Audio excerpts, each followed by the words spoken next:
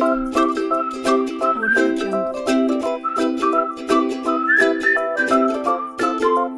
One feature of our constitution is that it is a synthesis of parliamentary sovereignty and judicial supremacy. दोनों powerful हैं और दोनों का बीच का मिलन भी है. कैसे?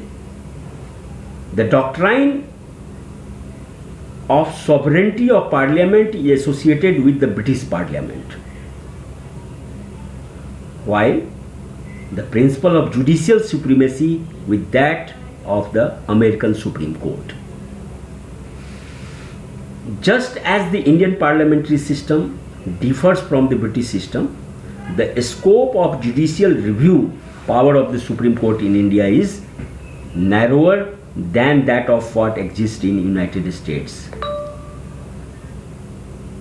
This is because the American Constitution provides for due process of law against that of procedure established by law contained in the Indian Constitution's Article 21, 21st article में ये चीज़ स्पष्ट बताया गया है, जो एस्टैब्लिश्ड बाय लॉ का जो प्रोसीडिंग्स है उसको पालन किया जाएगा. Therefore, the framers of our constitutions have preferred a proper synthesis between the British principle of parliamentary sovereignty, यानी संसदीय सर्वोच्चता को भी मेंटेन रखना है, और जुडिशियल सिस्टम जो सुप्रीमेसी है अमेरिका का उसको भी अक्षुण्ण रखना है. The supreme court on the other hand, on the one hand, can declare the parliamentary laws as unconstitutional through its power of judicial review. The parliament, on the other hand, can amend the major portion of the constitution through its constituent power. साहबानों के case is a classic example, जिसमें supreme court ने जो साहबानों के favour में दिया उसको parliament ने राजीव गांधी के टाइम में उसको पलट दिया था. This is also a very important feature of our constitution, independent integrated judiciary. The Indian constitution establishes a judicial system that is integrated as well as independent. The Supreme Court stands at the top of the integrated judicial system in the country. Below it, there are high courts at the state level. Under a high court, there is a hierarchy of subordinate courts, that is, district courts and other lower courts. This single system of courts enforces both the central laws as well as the state laws, unlike in United States of America, where the federal laws are enforced by the federal judiciary and the state laws are enforced by the state judiciary. The Supreme Court is a federal court, the highest court of appeal, the guarantor of the fundamental rights of the citizens, and the guardian of the Constitution.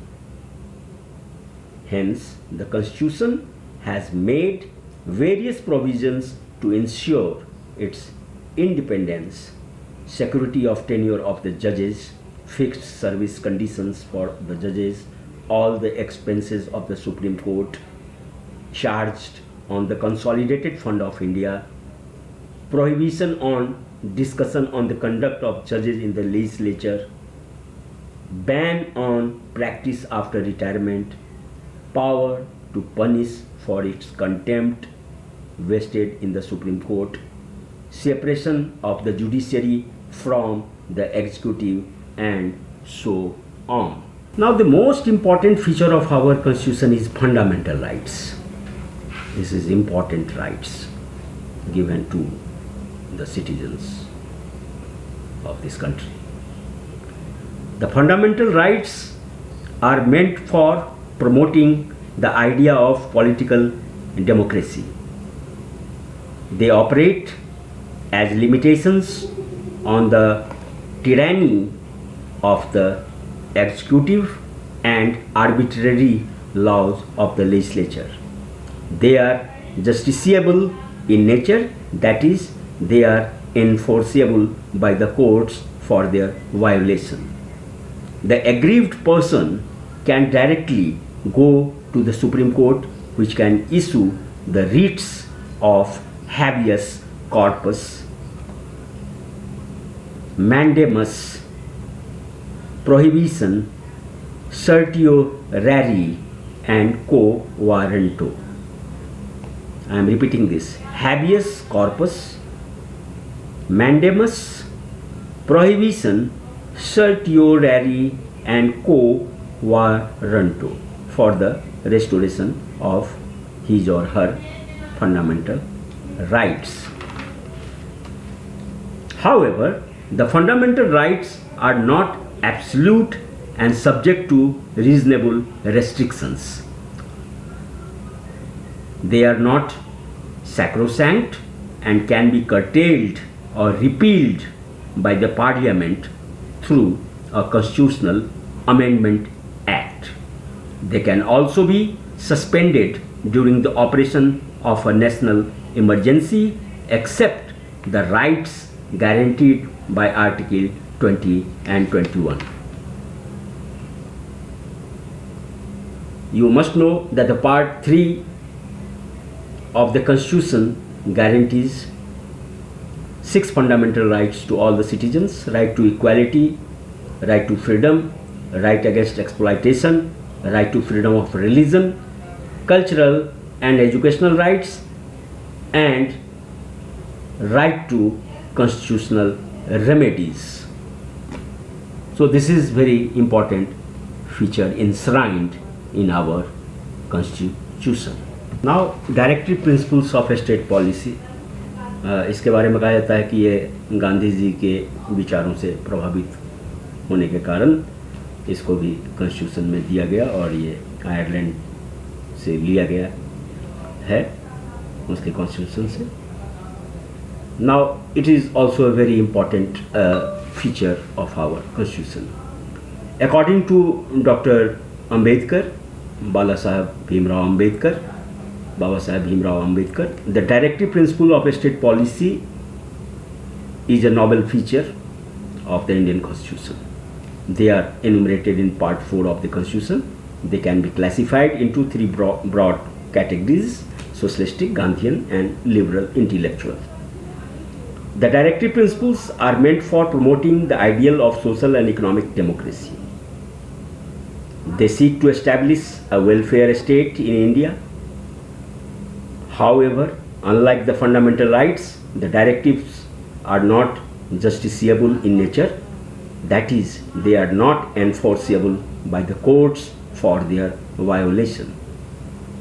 Yet, the Constitution itself declares that these principles are fundamental in the governance of the country, and it shall be the duty of the state to apply these principles in making laws. Hence, they impose a moral obligation on the state authorities for their application. But the real force, that is sanction, behind them is political, that is public opinion. In the Minerva Mill case, 1980, there are 2 important judgments of Supreme Court is very, very important and case study. That is, earlier I discussed case 1 and Bharti case in my earlier slide. And the second is the Minerva Mill case. In the Minerva Mill case, 1980, the Supreme Court held that the Indian Constitution is founded on the bedrock of the balance between the fundamental rights and the directive principles of state policy. Fundamental duties of the citizens. The original Constitution did not provide for the fundamental duties of the citizens. These were added during the operation of internal emergency 1975-1970 Indira Gandhi ने जो लगाया था. इस चीज़ को याद रखना होगा। By the 42nd Constitutional Amendment Act of 1976 on the recommendation of the Swarn Singh Committee.